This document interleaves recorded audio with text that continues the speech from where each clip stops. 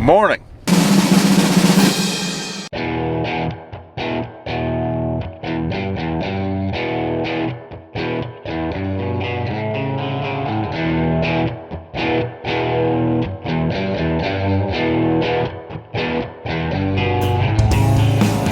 Coming down here, we really only had about 2 acres left last night when we quit, but everything was completely full, so it is what it is. So we are going to have a lot of corn this year, it would appear. Like this field is doing remarkably better than we expected it to.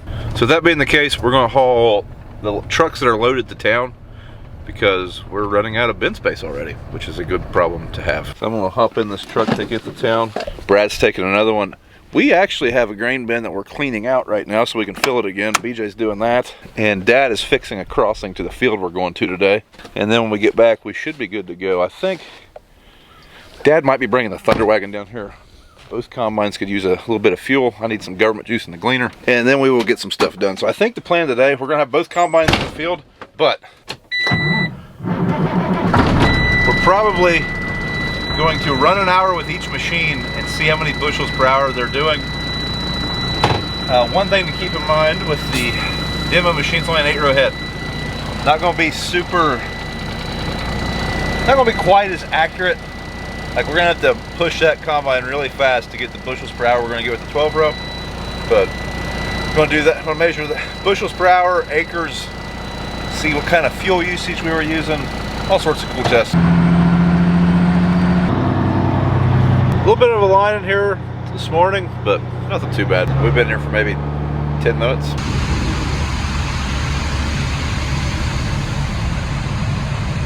So we are moving to this field down here. We got 150 acres. We're going to do this 100-acre nice square field. It'd be a good field to do these trials in, or these benchmarks in. So we farm on this side of the road, not this side of the road.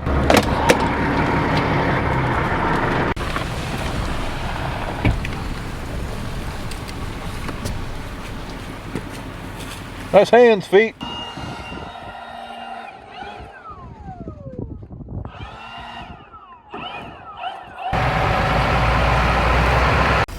Tornado.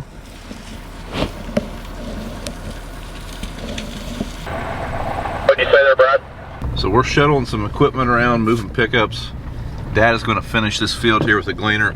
There's only like, I don't know, 3 acres maybe, probably like 800 bushel or so. He's going to finish that up, and then we will move on up the driveway. So the demo machine, it does not have a folding head. It does have an 8-row though, and it's in the same driveway. We can get to there without getting on the highway or county road. So we're just going to drive it there and the Gleaner, and should be a quick move. We already staged one truck over there, so yeah, shouldn't take too long to move over there. Morning. It's not morning. It's 11:52. It's still morning. Okay. It's not afternoon, I'll give you that.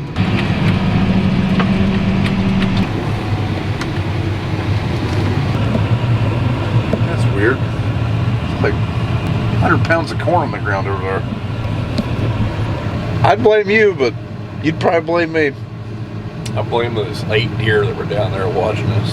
Yeah. They were looking hungry. Doing our part, feeding the wildlife. Well, this one's done. And it looks like we're gonna make about 230. That's way better than we were expecting. Now we're gonna find out if BJ can stuff all this on that semi over there that really can't hold that much. Is that a challenge? That sounds like a challenge. You want me to call the people that buy the deer corn?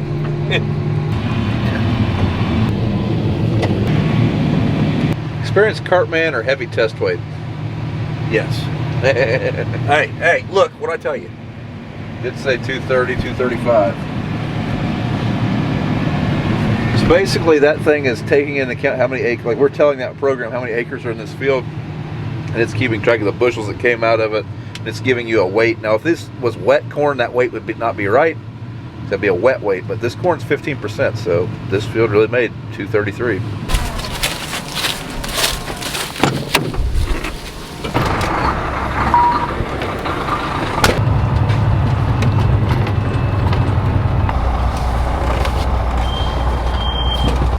You're charging the battery for it, right? Yeah. So So while we're filling up the demo guys, they brought some lunch. We're gonna stop up there and eat some fish. And then we're gonna head to the next cornfield. So right now Dad's harvesting his way down to this field. This isn't the field we're doing, but we're gonna run over some corn if we didn't. So we just went ahead and made this little path down here. And the field that we're doing is on the other side of this drainage ditch.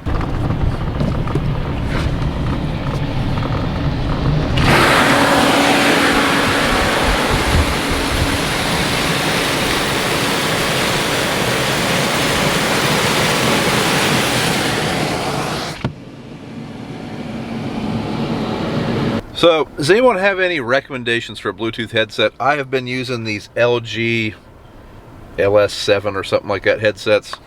I like this style because it's always on me. People don't even know I have it most of the time. They double as hearing protection. I can just pop those in around the dryer. Ears are good, but they suck for calling people. They're great for listening to music. They're great for hearing protection, and I like how easy they are to carry, but they're terrible for calling people. So if anyone has any recommendations, on the Facebook and Instagram, a lot of people recommended the Blue Parrot.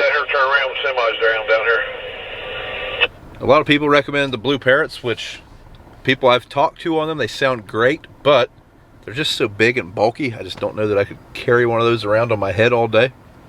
So if anyone has any recommendations for something maybe a little easier to carry, or if you have a great experience with Blue Parrot, let me know, or if a bad one, I guess. I need some help. Truck's turned around here. Oh.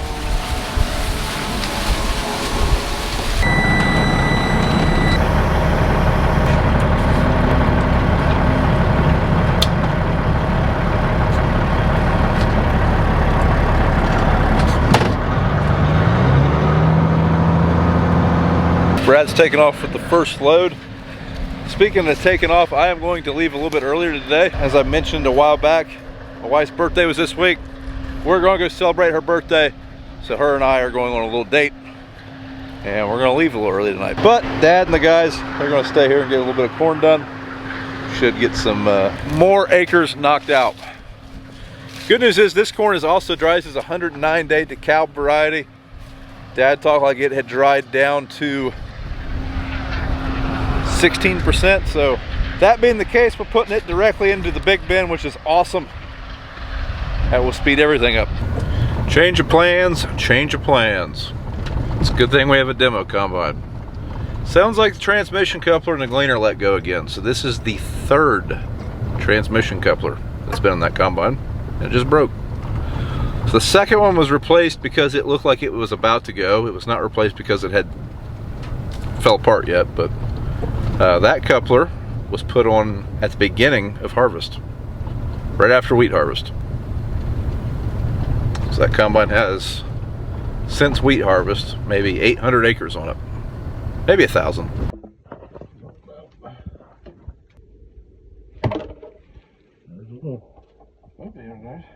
Drained it, and you can see some of the metal in it. I don't know how well it's going to come through on a video, but there's definitely some shavings in there. All right, new plan. The demo guys are going to keep running this demo machine. They are going to do some tests with it that they wanted to do. Dad is going to head over to the other grain bins where he had quit running beans a couple days ago. His combine's still there with a bean head on it. I'm taking him this truck. He's going to go run some beans. And we're still going to get some stuff done. We're just definitely not going to get near as much corn done now. So, a little bit about the Gleaner. We have Gleaner Care, a Gleaner Care warranty package. I think that's how that worked. Basically, with the warranty we have on that combine, if after so many hours of it being down, we should have a spare combine on the way. Now, the challenge for that's going to be finding a spare combine. I'm assuming that those are a little hard to come by at the moment, because all combines are hard to come by at the moment. But I'm not super worried. Ohio Ag's been pretty good about getting us taken care of. Been pretty Johnny on the spot with parts. So hopefully they have one of those transmission couplers and we can be back on the road here soon. Real question is, why do we keep dropping couplers? Don't know yet. I'm sure there's going to be some things being looked at on that machine, so we'll just have to stand by. Hopefully they can at least get it up and going and maybe check some things more in depth after harvest. We'll see. That's going to be it for me today. Thanks for watching, folks. If you would, do us a favor and thumbs up the video, subscribe to the channel if you haven't, and we'll see you in the next video.